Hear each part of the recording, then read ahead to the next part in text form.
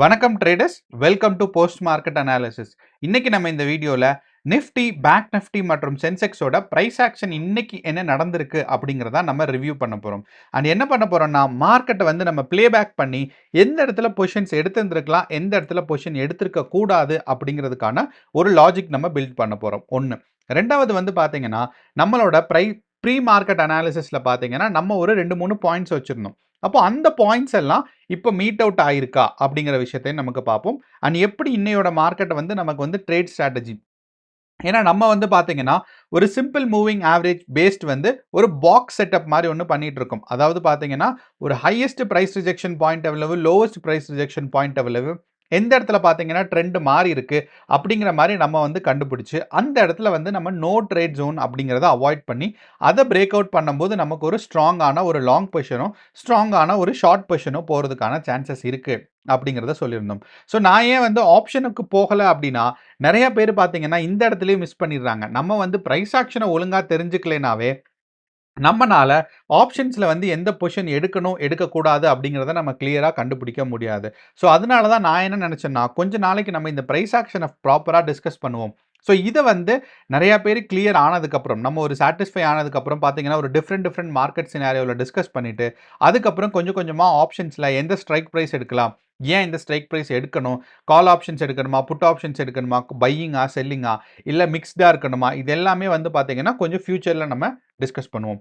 ஏன்னா இது வந்து ப்ராப்பரா ஒரு ஒரு ஒரு ஸ்டார்ட்டிங்லேருந்து ஒரு பிகினர்ஸ்க்காக கொஞ்ச நாளைக்கு முன்னாடி நம்ம வந்து டேட்டாஸை பற்றி டிஸ்கஸ் பண்ணிட்டு இருந்தோம். இப்போ இப்போ பார்த்தீங்கன்னா நம்ம வந்து கொஞ்சம் ஒரு பேக் டெஸ்ட் பண்ணுற மாதிரி டெய்லி வந்து போஸ்ட் மார்க்கெட் அனாலிசிஸில் மார்க்கெட்டை ரீப்ளே பண்ணி பார்க்குறோம்.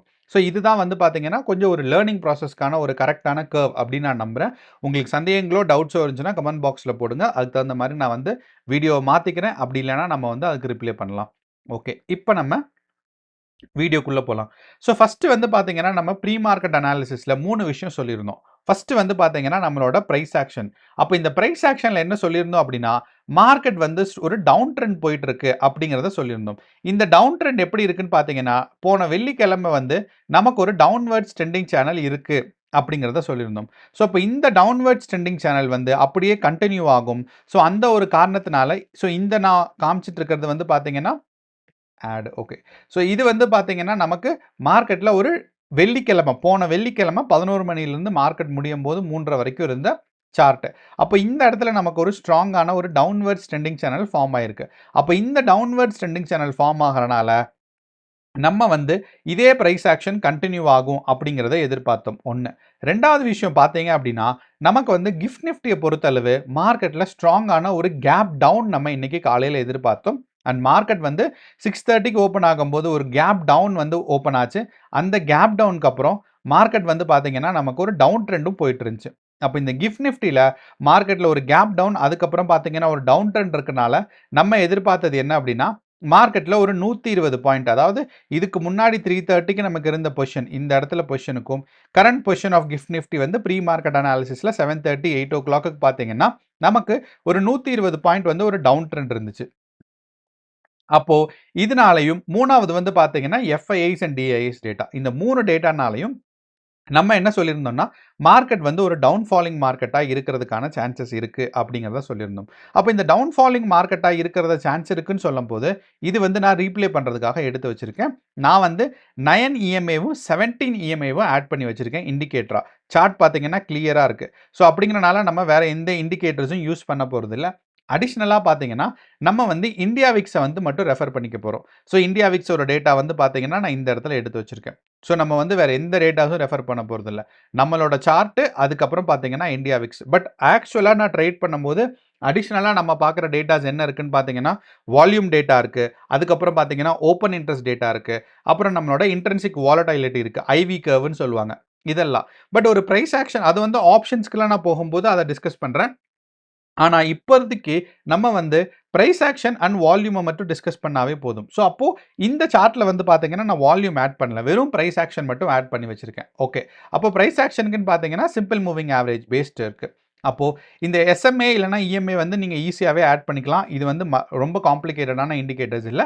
9 அண்ட் 17 நான் ஆட் பண்ணி வச்சிருக்கேன். இப்போ நம்ம ஒரு முக்கியமான விஷயம் கவனிக்கணும் என்னன்னா, நேத்தோட மார்க்கெட்ல நம்ம வந்து ஒரு முக்கியமான ஒரு சப்போர்ட் லெவல் சொல்லியிருந்தோம். அந்த சப்போர்ட் லெவல் என்னன்னா 23,400ம் 23,350ம். இது வந்து ஒரு ரேஞ்சா நான் சொல்லியிருந்தேன். அப்போ இந்த ரேஞ்ச்ல இருந்து நமக்கு பிரேக் அவுட் ஆகணும் அப்படின்னா மார்க்கெட் வந்து பார்த்தீங்கன்னா சாரி கரெக்டா இதுதான் எடுக்கணும். ஸோ மார்க்கெட்ல வந்து இந்த இடத்துல நம்ம ஒரு சப்போர்ட் ரெடி பண்ணி வைக்கணும். ஸோ அப்போ 23,600 இருக்கு. 23,000 இங்க கீழே வந்துடலாம்.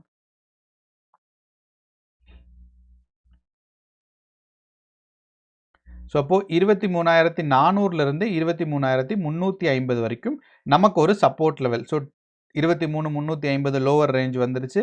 23,400. ஸோ நான் என்ன பண்ணிடுறேன், இது அப்படியே இந்த பாக்ஸை வந்து எக்ஸ்டெண்ட் பண்ணிடுறேன். ஸோ இந்த பாக்ஸ் தான் இன்னையோட மார்க்கெட்டுக்கு நமக்கு ஒரு ஸ்ட்ராங்கான ஒரு சப்போர்ட் ரேஞ்சாக இருக்க போகுது. அப்போ இது வந்து நான் மார்க்கெட் ஓப்பன் பண்ணுறதுக்கு முன்னாடியே நான் போட்டு வச்சிடணுமான்னா ஆமாம். அன்னையோட வந்து அதாவது இன்ட்ராடேயோட சப்போர்ட் அண்ட் ரெசிஸ்டன்ஸ் நீங்கள் என்ன எக்ஸ்பெக்ட் பண்ணுறீங்களோ அதை வந்து அந்த டே ஃபுல்லுமே நீங்கள் வரைஞ்சி வைக்கிறது ரொம்ப ரொம்ப நல்லது அப்படிங்கிறதான் சொல்லுவேன். ஓகே, அப்போது நம்ம வந்து ஒரு 120 பாயிண்ட்ஸ் கேப் டவுன் எக்ஸ்பெக்ட் பண்ணோம். ஸோ மார்க்கெட்டில் ப்ளே பண்ணுறோம். பார்த்தீங்கன்னா ஃபஸ்ட்டு கேண்டில் ஃபார்ம் ஆகும். ஸோ ஃபஸ்ட்டு கேண்டில் பார்த்தீங்கன்னா ஒரு நெகட்டிவ் கேண்டில். நம்ம எதிர்பார்த்த மாதிரியே மார்க்கெட்டில் ஒரு நெகட்டிவ் கேண்டில் ஃபார்ம் ஆயிருக்கு. அப்போ இந்த நெகட்டிவ் கேண்டில் வந்து எவ்வளோ வேல்யூன்னு பார்த்தீங்கன்னா 190 பாயிண்ட். நம்ம வந்து பார்த்தீங்கன்னா 120 பாயிண்ட் எக்ஸ்பெக்ட் பண்ணோம். அண்ட் மார்க்கெட் வந்து பார்த்தீங்கன்னா 190 பாயிண்ட் வரைக்கும் நமக்கு ஒரு கேப் டவுன் தொடங்கியிருக்கு. அண்ட் சாரி 160 பாயிண்ட் வரைக்கும் நமக்கு ஒரு கேப் டவுனில் ஸ்டார்ட் ஆயிருக்கு. அப்போ இந்த 160 பாயிண்ட்ல நமக்கு கேப் டவுன் ஸ்டார்ட் ஆயிருக்குன்னா மார்க்கெட்டில் ஒரு செல்லிங் ப்ரெஷர் இருக்குது அப்படிங்கிறது நமக்கு தெரியும். ஸோ இப்போ மார்க்கெட்டில் செல்லிங் ப்ரெஷர் இருக்குது அப்படின்னு நமக்கு தெரியறனால நம்மளோட ஃபஸ்ட் இண்டிகேஷன் அதாவது கிஃப்ட் நிஃப்டியை வச்சு கேப் டவுன் இருக்கும் அப்படிங்கிறது நமக்கு தெரிஞ்சிருச்சு. ஓகே, இப்போ இரண்டாவது விஷயம் என்னன்னு பார்த்தீங்கன்னா நமக்கு எக்ஸ்பெக்ட் பண்ணியிருந்த சப்போர்ட் ரேஞ்ச் 23,400ம் 23,350 ரேஞ்சுக்குள்ளே தான் ஃபர்ஸ்ட் கேண்டிலே ஓப்பன் ஆயிருக்கு. ஸோ அப்படிங்கிறனால இப்போ நம்ம என்ன எக்ஸ்பெக்ட் பண்ணோம்னா இதிலிருந்து பிரேக் டவுன் ஆச்சு அப்படின்னா மார்க்கெட் வந்து ஸ்ட்ராங்கான ஒரு டவுன் ட்ரெண்ட் போகும். அப்படி இதிலிருந்து பிரேக் அவுட் ஆகலை அப்படின்னா இங்கிருந்து ஸ்விங் பேக் ஆகும்போது மார்க்கெட் இங்கிருந்து ஒரு அப் ட்ரெண்டுக்கு நமக்கு வந்து ஸ்விங் பேக் ஆச்சுன்னு வச்சுக்கோங்களேன். இந்த ஸ்விங் பேக் அதாவது இந்த மாதிரி நமக்கு ஒரு அப் ட்ரெண்டுக்கு ஸ்விங் பேக் ஆகும். அப்படி இல்லைன்னா இதை பிரேக் பண்ணி கீழே வரும். அப்போ இது ரெண்டும் தான் பார்த்தீங்கன்னா நமக்கு இருக்கிற இப்போதைக்கு இருக்கிற எக்ஸ்பெக்டேஷன்ஸ். ஓகே, இப்போ நம்ம மார்க்கெட்டில் வந்து ப்ளே பண்ணலாம், என்ன நடக்குது அப்படிங்கிறத பார்க்கலாம். நான் கொஞ்சம் ஃபாஸ்ட்டாக வைக்கிறேன். த்ரீ கேண்டில்ஸ் ஏன்னா ஃபர்ஸ்ட் நமக்கு ப்ரைஸ் ஆக்ஷன் நடந்துருச்சு. இப்போ நம்மளோட சப்போர்ட் ரேஞ்சில் இருக்குது. இந்த ரேஞ்சில் நம்ம பொசிஷன்ஸ் எதுவும் எடுக்க முடியாது. ஸோ அப்படிங்கிறனால சப்போர்ட் ரேஞ்சை வந்து ஒன்றா கீழே கிராஸ் ஆகணும், இல்லைன்னா மேலே கிராஸ் ஆகணும். பார்க்கலாம். ஓகே, சப்போர்ட் ரேஞ்சுக்குள்ளே தான் இருக்குது. இப்போ இந்த சப்போர்ட் ரேஞ்சு வந்து பார்த்தீங்கன்னா நமக்கு ஒரு 951க்கு மார்க்கெட் வந்து பிரேக் அவுட் ஆயிருக்கு. அப்போ இந்த 951க்கு சப்போர்ட் ரேஞ்சு பிரேக் அவுட் ஆச்சுன்னா உடனே நம்ம பொசிஷன் எடுக்கலாமா அப்படின்னு கேட்டிங்கன்னா கரெக்ட், எடுக்கக்கூடாது. காரணம் என்ன அப்படின்னா இங்கே தான் ஃபஸ்ட்டு கேண்டில் பிரேக் அவுட் ஆயிருக்கு. ஒரு புல் பேக் இல்லைன்னா 2 புல் பேக் ஆவது வரணும். அப்போது இங்கே தான் ஃபஸ்ட்டு கேண்டில் பிரேக் அவுட் ஆயிருக்கு அப்படிங்கிறனால நம்ம ஒரு ஃபஸ்ட்டு புல் பேக் அதாவது இது வந்து 17 இஎம்ஏ, இந்த இடத்துல பார்த்தீங்கன்னா நமக்கு வந்து 9 இஎம்ஏ இருக்குது. அப்போ இது ரெண்டுக்கும் கீழே தான் இருக்குது. ஓகே, கரெக்டான விஷயம் தான். மார்க்கெட் ஒரு டவுன் ட்ரெண்ட் இருக்குது. நம்மளோட முக்கியமான சப்போர்ட் ரேஞ்சு பிரேக் அவுட்டும் ஆயிருக்கு. ஸோ அப்படிங்கிறனால நமக்கு வந்து மார்க்கெட்டில் ஒரு டவுன் ட்ரெண்ட் எப்படி போகுதுன்னு பார்க்கலாம். பார்த்தீங்கன்னா இந்த இடத்துல நம்ம புல் பேக்குக்கு அடுத்து வர க்ரீன் கேண்டில் ரெட் கேண்டில் தான் எடுக்கணும்னு எக்ஸ்பெக்டேஷன்ஸ் இருந்துச்சு. ஆனால் இதனால தான் நான் வந்து என்ன சொல்கிறேன்னா புல் பேக்குக்கு அப்புறம் எடுங்க. ஏன்னா ட்ரெண்டு கன்ஃபார்ம் ஆனோடனே ஏன்னா இங்கேருந்து பிரேக் அவுட் ஆயிடுச்சு. 100% நமக்கு ஒரு லாஜிக் நம்மளோட லாஜிக்கில் ட்ரெண்ட் வந்து கன்ஃபார்ம் ஆகுது. ஸோ நம்மளோட லாஜிக் என்ன அப்படின்னா சிம்பிள் மூவிங் ஆவரேஜ்க்கு கீழே இருக்கணும். ஸோ இது வந்து பார்த்தீங்கன்னா 9 சிம்பிள் மூவிங் ஆவரேஜ், இந்த பக்கம் பார்த்தீங்கன்னா 17 சிம்பிள் மூவிங் ஆவரேஜ். இந்த ரெண்டுக்குமே அதாவது 9க்கு தான் பார்த்தீங்கன்னா நான் வந்து இந்த மாதிரி ஒரு ஏரியா கொடுத்து வச்சுருக்கேன். ஸோ ஏரியா வித் பிரேக்ஸ் இருக்குது பாருங்கள். இது வந்து நான் வந்து 9க்கு தான் கொடுத்து வச்சுருக்கேன், லைன் கொடுக்கல இப்படி. ஸோ அப்போ அப்படிங்கிறனால மார்க்கெட் இந்த 9 சிம்பிள் மூவிங் ஆவரேஜ்க்கு கீழே இருக்குது அப்படின்னா நமக்கு வந்து ஒரு பாசிட்டிவ் சிக்னல். அப்போ இந்த 9 சிம்பிள் மூவிங் ஆவரேஜ் எனக்கு வந்து கொஞ்சம் இப்படி பார்க்க தான் கொஞ்சம் ஈஸியாக இருக்கும். ஏன்னா வந்து கரெக்டாக பிரைனுக்கு என்னோட பிரைனுக்கு சொல்லிடும் என்னென்னா மார்க்கெட் வந்து ஒரு டவுன் ட்ரெண்ட் இருக்குது இல்லை அப் ட்ரெண்ட் இருக்குன்னு. அப்போ 9க்கு கீழே இருக்குது. அப்போ இந்த புல் பேக்கில் நம்ம பொசிஷன் எடுக்கணும். ஏன்னா இந்த புல் பேக் வந்துட்டு அடுத்த ரெட் கேண்டில் வந்துச்சுன்னா நான் பொசிஷன் எடுத்து வந்திருக்கணும். இதுதான் நம்மளோட லாஜிக். ஆனால் பார்த்தீங்கன்னா புல் பேக்கில் மேலே போயிடுச்சு, பிரச்சனையே இல்லை. அடுத்து வந்து என்ன நடக்குது அப்படிங்கிறத நம்ம பார்க்கலாம். ஸோ மார்க்கெட் பார்த்தீங்கன்னா அதுக்கப்புறம் இந்த புல் பேக்ல இருந்து மார்க்கெட் வந்தது கீழேயே வரல. ஏன்னா இந்த ரேஞ்சுக்கு கீழேயே வராமல் மார்க்கெட் வந்து மேலேயே போயிட்டு இருக்கு. இப்போ நம்ம ஒரு முக்கியமான விஷயம் கவனிக்கணும். என்ன அப்படின்னா இந்த இடத்துல பார்த்தீங்கன்னா நமக்கு ஏறக்குறைய 10.51 9.51 இருந்துச்சு, 10.51க்கு நமக்கு மார்க்கெட் நம்மளோட ரேஞ்சில இருந்து மேல போயிருக்கு. ஒண்ணு. இந்த கீழ வந்த சிச்சுவேஷன்ஸ் தான். ஆனா ஆப்போசிட்ல வந்திருக்கு. ஸோ ரேஞ்சில இருந்து மேல போயிருக்கு. 2வது பார்த்தீங்கன்னா, இங்க இருக்கிற 17 சிம்பிள் இஎம்ஐக்கும் 9 இஎம்ஐக்கும் மேல இருக்கு. ஓகே. ஃபர்ஸ்ட் கேண்டில் 10:51க்கு 3 மினிட்ஸ் டைம் ஃப்ரேம்ல இருக்கு. 10:51க்கு ஃபார்ம் ஆயிருக்கு. அப்போ மார்க்கெட் வந்து பார்த்தீங்கன்னா, இந்த இடத்துல புல் பேக் வந்தா நம்ம வந்து லாங் பொசிஷன் எடுக்கலாம். ஓகே. அப்போ இந்த இடத்துல பார்த்தீங்கன்னா, புல் பேக் வந்துருச்சு. அப்போ இந்த புல் பேக் வந்ததுக்கப்புறம் லாங் பொசிஷன் எடுக்கலாம். ஆனா, இந்த புல் பேக்ல ஒரே ஒரு பிரச்சனை. என்ன அப்படின்னு நீங்க கொஞ்சம் கவனிச்சீங்க அப்படின்னா, நமக்கு வந்து காலையில ஒரு பிரைஸ் ரிஜெக்ஷன் பாயிண்ட் இருந்துச்சு. ஏன்னா, இந்த பிரைஸுக்கு மேல ஃபர்ஸ்ட் கேண்டில் நமக்கு கேப் டவுன் ஃபார்ம் ஆனாலும், இந்த பிரைஸுக்கு மேல பார்த்தீங்கன்னா, நமக்கு வந்து மார்க்கெட்ல போகல. அப்போ இந்த இந்த இந்த பிரைஸ் வந்து பார்த்தீங்கன்னா, ஒரு பிரைஸ் ரிஜெக்ஷன் பாயிண்ட் அப்படிங்கிறத நம்ம ஞாபகம் வச்சுக்கணும். 2வது ஒரு விஷயம், நமக்கு வந்து கேப் டவுன் நடந்திருக்கு. ஸோ மார்க்கெட்ல எப்பயுமே இந்த cap up and cap down நடக்கும்போது ஒரு நல்ல கான்செப்ட் இருக்கு. என்ன அப்படின்னு பார்த்தீங்கன்னா, கேப் ஃபில்லிங்ன்னு. அப்போ இந்த பாயிண்ட் வந்து பார்த்தீங்கன்னா, ரொம்ப ரொம்ப கிரிட்டிக்கலான பாயிண்ட். ஒண்ணு வந்து பார்த்தீங்கன்னா, நமக்கு காலையில இருந்து இந்த பிரைஸ் ரிஜெக்ஷன் பாயிண்ட் இருக்கு பாருங்க. இதுக்கு வந்து கிராஸ் பண்ண போகுது. 1. 2வது நமக்கு ஒரு ஸ்ட்ராங்கான கேப் டவுன் வந்துருந்துச்சு பாருங்க. இந்த கேப் டவுனையும் மார்க்கெட் வந்து ஃபில் பண்ண போகுது. அப்போ இந்த இடத்துல பொசிஷன் எடுக்கிறது நமக்கு ஒரு நல்ல நல்ல ஸ்ட்ராங்கான பொசிஷன். அப்போ மார்க்கெட்ல இத கிராஸ் பண்ணுச்சு அப்படின்னா, நம்ம வந்து மினிமம் இந்த ரேஞ்ச் வரைக்குமாவது நம்ம வந்து பொசிஷன்ஸ் எதிர்பார்க்கிறோம். ஸோ அப்படிங்கிறது தான் நமக்கு இருக்கிற ஒரு ஸ்ட்ராங்கான எக்ஸ்பெக்டேஷன்ஸ். ஸோ அப்படிங்கிறனால இந்த பொசிஷன்ஸ் இருக்கு. அதாவது இதான் வந்து பிரைஸ் ரிஜெக்ஷன் பாயிண்ட். அப்போ இந்த பிரைஸ் ரிஜெக்ஷன் பாயிண்ட்லேருந்து நம்ம இவ்வளோ தூரம் வந்து மார்க்கெட்ல நம்மளோட குரோத் எக்ஸ்பெக்ட் பண்றோம். ஸோ நமக்கு வந்து சில நேரங்கள்ல இந்த மல்டிபிள் கான்செப்ட்ஸ நம்ம வந்து யோசிச்சுக்கிட்டே இருக்கணும். அப்பன்னா தான் நமக்கு வந்து லைவ் மார்க்கெட்ல கேப்சர் பண்ண முடியும். அப்போ மார்க்கெட் இந்த ரேஞ்ச வந்து பிரேக் அவுட் பண்றதுக்கான ஒரு எக்ஸ்பெக்டேஷன்ஸ் இருக்கு. இந்த ரேஞ்ச்ல இருந்து ஃபர்ஸ்ட் கேண்டில் இப்போ வந்து புல் பேக் வந்துருச்சு. அடுத்து ஒரு ஸ்ட்ராங்கான ஒரு கிரீன் கேண்டில் வந்துச்சுன்னா, நம்ம வந்து பொசிஷன் எடுக்க போறோம். பார்த்தீங்கன்னா, ஓகே இந்த இடத்துல பிரேக் அவுட் ஆகுது. அடுத்து வந்து பார்த்தீங்கன்னா, கிரீன் கேண்டில் வந்துருச்சு. ஸோ, அப்போ இந்த இடத்துல தான் நம்ம வந்து பொசிஷன் எடுக்கிறதுக்கான ஒரு கரெக்ட்டான பாயிண்ட். ஸோ, நான் என்ன பண்றேன், இந்த இடத்துல நம்ம வந்து பொசிஷன் எடுக்கிறோம் அப்படிங்கிறத நான் வந்து மார்க் பண்ணி வச்சுக்கிறேன். இந்த இடத்துல. ஓகேவா? ஓகே. இந்த இடத்துல நம்ம வந்து பொசிஷன் எடுத்திருக்கோங்கிறது. இப்போ வந்து எவ்வளோ தூரம் நம்மளோட ஸ்டாப் லாஸ் இருக்கணும், எவ்வளோ தூரம் நம்மளோட டார்கெட் இருக்கணும். ஓகே. டார்கெட் என்ன அப்படின்னு பார்த்தீங்கன்னா, இந்த சிம்பிள் மூவிங் ஆவரேஜ்லேருந்து எப்போ கீழ கிராஸ் ஆகுதோ, அதுதான் நம்மளோட டார்கெட். ஓகே. 2வது நம்மளோட சாரி ஸ்டாப் லாஸ் எப்போ அப்படின்னா, நமக்கு வந்து எப்போ இந்த சிம்பிள் மூவிங் ஆவரேஜ்லேருந்து கீழ கிராஸ் ஆகுதோ, அப்போ தான் நமக்கு ஸ்டாப் லாஸ். அதுவரைக்கும் நமக்கு வந்து மார்க்கெட் வந்து ஸ்ட்ராங்கா போயிட்டே இருக்கும். ஸோ இது வந்து பார்த்தீங்கன்னா, டைனமிக் ஸ்டாப் லாஸ்ன்னு சொல்லுவோம். அப்படின்னா, ஒவ்வொரு பாயிண்ட்டுக்கும் ஸ்டாப் லாஸ் வந்து மாறிட்டே இருக்கும். ஸோ அப்படிங்கிறனால, உங்க டார்கெட் வந்து எவ்வளோ தூரம் மேல போக முடியுமோ, அவ்வளோ தூரம் மேல போகும். இப்போ மார்க்கெட்ல மறுபடியும் ரீப்ளே பண்றேன். போயிட்டே இருக்கு.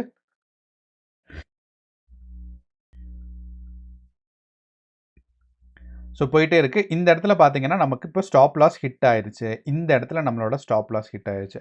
அப்போ ஃபர்ஸ்ட் ட்ரேட் பார்த்தீங்கன்னா, நமக்கு ஒரு நெகட்டிவ் ட்ரேடா தான் இருக்கு. ஸோ அப்படிங்கிறனால இந்த பொசிஷன்ஸ நான் என்ன பண்றேன், நான் வந்து இத வந்து ஒரு நெகட்டிவ் ட்ரேடா நான் மார்க் பண்ணி வைக்கிறேன். ஒரு சேட் ஸ்மைலி. ஓகே. இந்த ஸ்மைலிய நான் போடலாம். இந்த சேட் ஸ்மைலி இந்த இடத்துல நம்ம போட்டு வைக்கிறோம். ஸோ இன்னையோட ஃபர்ஸ்ட் ட்ரேட் நம்மளோட லாஜிக்ல ஒரு நெகட்டிவ் டவுன் ட்ரெண்ட் இருக்கு அப்படின்னு. ஸோ அப்போ அடுத்து வந்து இதே மாரி நமக்கு இந்த பிரைஸ் லெவல்ல இருந்து மேல தாண்டுச்சு அப்படின்னா, நமக்கு வந்து லாங் பொசிஷன் எடுக்கலாம். அப்படி இல்லைன்னா, நம்ம வந்து ஷார்ட் பொசிஷன் தான் எடுக்க போறோம். ஸோ ஏன்னா இந்த இடத்துல தான் பிரைஸ் ரிஜெக்ட் ஆயிருக்கு. இந்த இடத்துல கீழ வந்து பிரைஸ் ரிஜெக்ட் ஆயிருக்கு. ஓகே மறுபடியும் ரீப்ளே பண்ணலாம். வாங்க. பார்த்தீங்கன்னா, மார்க்கெட் வந்து கன்சாலிடேட் ஆயிட்டே இருக்கு. இந்த இடத்துல மறுபடியும் பிரேக் அவுட் வருது. ஓகே. அப்ப இந்த இடத்துல நம்ம மறுபடியும் என்ன பண்றோம்? ஒரு லாங் பொசிஷன் எடுக்கிறோம். ஒரு லாங் பொசிஷன். இந்த இடத்துல நம்ம லாங் பொசிஷன். மார்க்கெட் ஒரு அப் ட்ரெண்ட் போயிட்டே இருக்கு. போயிட்டே இருக்கு. போயிட்டே இருக்கு. அப் ட்ரெண்ட். இதுவரைக்கும் நம்மளோட சிம்பிள் மூவிங் ஆவரேஜ்க்கு கீழ கிராஸ் ஆகவே இல்ல. 9 அண்ட் 17 இதனால தான் 2மே நமக்கு இருக்கு. அப்போ வெறும் 17 மட்டும் வச்சுக்கலாம் அப்படின்னு நீங்க யோசிச்சீங்கன்னா, சில நேரங்கள் சப்போர்ட் வந்து பார்த்தீங்கன்னா 9ல எடுக்கும். ஸோ அப்படிங்கிறனால அது அந்த கன்ஃபர்மேஷனுக்காக நம்ம வந்து 9 வச்சிருக்கிறோம். பிரேக் அவுட் கன்ஃபர்மேஷனுக்காக 17 வச்சிருக்கிறோம். ஸோ மார்க்கெட்ல அப்படியே அப் ட்ரெண்ட் போயிட்டே இருக்கு. போயிட்டே இருக்கு. அப்போ இந்த இடத்துல பார்த்தீங்கன்னா, ஒரு கன்சாலிடேஷன் நடக்குது. நமக்கு அது கிளியரா தெரியுது. என்ன அப்படின்னா, மார்க்கெட் இந்த வரைக்கும் இங்க வந்து மேல போனது. டவுன்ஃபால் ஆச்சு. திருப்பி மேல போச்சு. டவுன்ஃபால் ஆச்சு. திருப்பி மேல போச்சு. அதாவது இந்த மாரி ஒரு சைட்வேஸ் ட்ரெண்ட ஃபார்ம் பாயிண்ட் இருக்கு. அப்போ இந்த இடத்துல நமக்கு ஒரு கேண்டில் ரெட்டா வந்தா கூட நமக்கு வந்து நம்மளோட பொசிஷன்ஸ க்ளோஸ் பண்ண போறோம். ஸோ இதுதான் வந்து பார்த்தீங்கன்னா, நமக்கு இருக்கிற லாஜிக். ஸோ அப்போ பார்த்தீங்கன்னா, மார்க்கெட் வந்துட்டே இருக்கு. ரெட் கேண்டில் ஒரு கேண்டில் கூட கீழ வரல. ரெட் கேண்டிலா கீழ வரணும். ஸோ இந்த இடத்துல நமக்கு ஃபர்ஸ்ட் கேண்டில், அதுக்கப்புறம் பார்த்தீங்கன்னா இங்கே 3 கேண்டில் கீழே வந்திருக்கு. அப்போது இந்த பொசிஷன்ஸில் நம்ம எப்போ வேணாலும் நம்மளோட பொசிஷன்ஸை க்ளோஸ் பண்ணியிருந்திருக்கலாம். ஸோ அப்போ நமக்கு ஆவரேஜாக பார்த்தோம்னா நமக்கு ஒரு 50 பாயிண்ட் வந்து கேப் அப் வந்திருக்கும். சாரி 50 பாயிண்ட் வந்து நமக்கு ப்ராஃபிட் வந்திருக்கும். இந்த 50 பாயிண்ட்டை விட நமக்கு இருக்கிற முக்கியமான விஷயம் என்னன்னு பார்த்தீங்கன்னா, இன்னையோட மார்க்கெட்டுக்கு நாளைக்கு வந்து நமக்கு எக்ஸ்பைரி அப்படிங்கிறனால 1.5 மணி நேரம் நம்ம வந்து பொசிஷன்ஸை ஹோல்டு பண்ணியிருக்கோம்.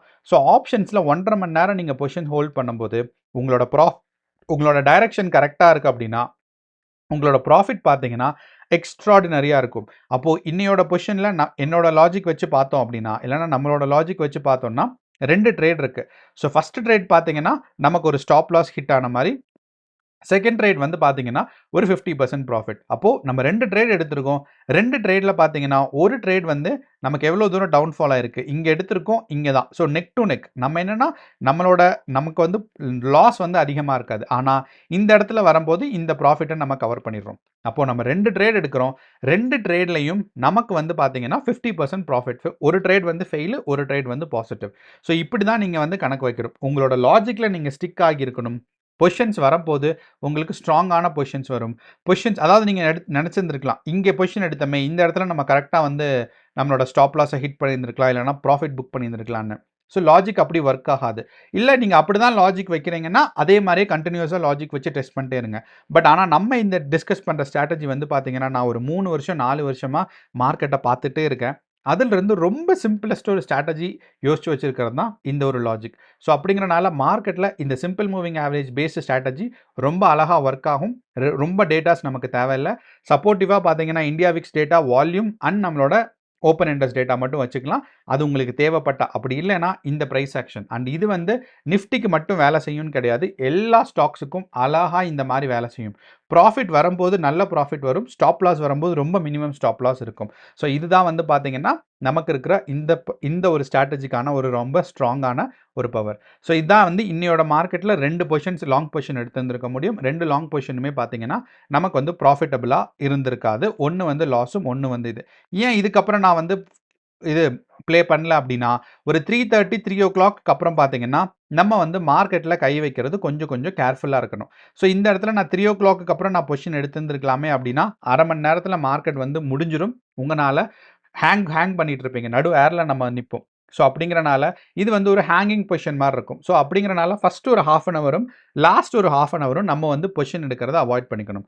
ஸோ இதுதான் இன்னையோட மார்க்கெட்டோட ஒரு லாஜிக். ஸோ கேர்ஃபுல்லாக ட்ரேட் பண்ணுங்கள். சந்தேகங்களோ டவுட்ஸோ இருந்துச்சுன்னா கமெண்ட் பாக்ஸில் போடுங்க. நன்றி, வணக்கம்.